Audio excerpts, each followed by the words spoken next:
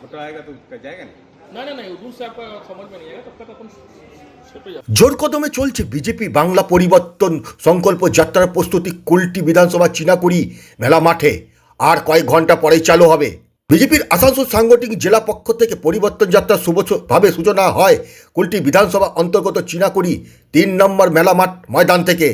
এই সভায় উপস্থিত থাকবেন কেন্দ্রীয় মন্ত্রী স্মৃতি ইরানি, অন্নপূর্ণা দেবী, বিজেপি নেতা দিলীপ ঘোষ, কুলটির বিধায়ক অজয় পোদ্দার, জেলা সভাপতি সহ বিজেপি নেতৃত্ব ও কর্মীরা।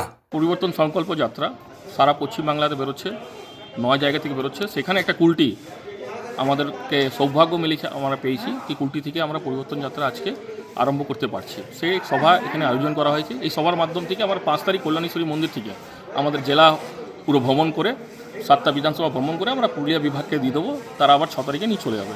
তারা প্রথম কর্মসূচি, সেই কর্মসূচির মাধ্যমে আপনি দেখছেন এখানে আমাদের অন্নপূর্ণা দেবী, স্মৃতি ইরানি, আমাদের দিলীপ ঘোষ আজকে মুখ্য বক্তা হিসাবে এখানে আসছেন।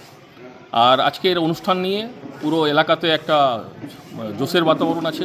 মানুষের মধ্যে খুব ভারতীয় জনতা পার্টি নিয়ে যে বিবেক, যে ওনাদের ইচ্ছে আছে জনগণের মাধ্যম থেকে ভারতীয় জনতা পার্টি পশ্চিমবাংলায় সরকার করতে।